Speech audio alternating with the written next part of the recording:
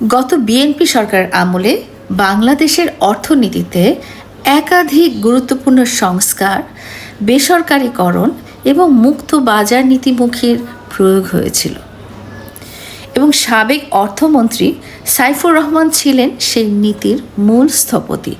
সাবেক মন্ত্রী প্রয়াত সাইফুর রহমান ছিলেন মুক্তবাজার অর্থনীতির প্রবক্তা এবং তিনি বিশ্বাস করতেন সরকারের ভূমিকা হবে নিয়ন্ত্রক ও সহায়ক, কিন্তু ব্যবসার মালিক না।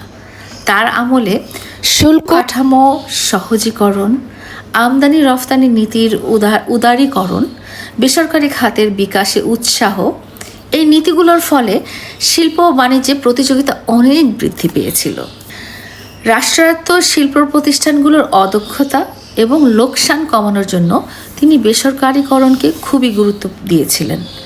এটি ছিল অর্থনীতিকে কার্যকর ও লাভজনক করার একটি কৌশল। তিনি কর ব্যবস্থাকেও আধুনিকায়নের উদ্যোগ নিয়েছিলেন। আয়কর কাঠামো সরলীকরণ, ভ্যাট প্রবর্তন ও সম্প্রসারণ, রাজস্ব সংগ্রহ ও বাড়ানোর চেষ্টা, এগুলো তার অর্থনীতি পলিসির মধ্যেই ছিল। সাইফুর রহমান সাহেব বৈদেশিক বিনিয়োগের উপর জোর দিয়েছিলেন। IMF ও বিশ্ব ব্যাংকের সাথে সমন্বিত কর্মসূচি তিনি গ্রহণ করেছিলেন। তো তার এই অর্থনীতি পলিসির মধ্যে সামাজিক সুরক্ষা খাত তুলনামূলকভাবে কম গুরুত্ব পেয়েছিল। বাজার নির্ভর নীতি যেটা ছিল দরিদ্র জনগোষ্ঠীর উপরে চাপ ফেলেছিল, এটাই আসলে প্রতীয়মান হয়েছিল পরবর্তীতে।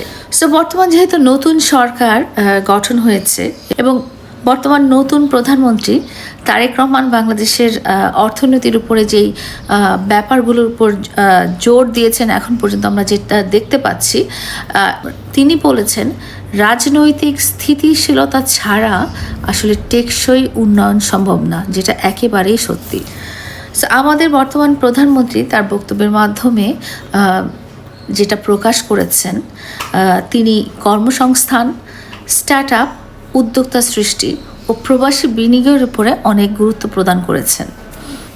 তার বর্তমান বক্তব্যের মধ্যে আমরা পাই স্বচ্ছতা, মানে তিনি যেগুলোর উপরে ইম্পর্টেন্স দিয়েছেন সেটা হচ্ছে স্বচ্ছতা, জবাবদিহিতা এবং দুর্নীতির বিরুদ্ধে কঠোর অবস্থান। এছাড়া নতুন প্রধানমন্ত্রী নতুন প্রজন্মকে কেন্দ্র করে ডিজিটাল খাত, IT সেক্টর এবং ফ্রিল্যান্সিং অর্থনীতিকে এগিয়ে নেওয়ার উপর জোর দিয়েছেন।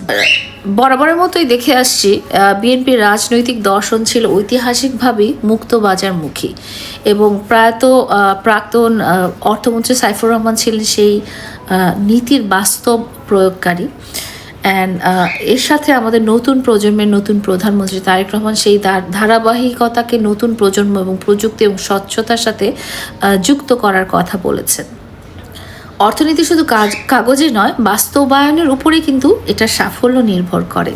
এখন এটাই দেখার বিষয় যে প্রয়াত অর্থমন্ত্রী সাইফুর রহমানের সংস্কারধর্মী অর্থনীতির সঙ্গে আধুনিক প্রযুক্তি এবং সামাজিক অন্তর্ভুক্তির সমন্বয়টা কেমন হয় এবং আমাদের নতুন প্রধানমন্ত্রী এটা কিভাবে বাস্তবায়ন করে, এটাই আসলে দেখার বিষয়। অ্যান্ড আমরা সাধারণ জনগণ এই পর্যায়ে এসে আশা করি যে আমাদের অর্থনীতি এবং অর্থনীতির যে বাস্তবায়নটা সেটা খুবই হিউম্যান সেন্ট্রিক যেন হয়।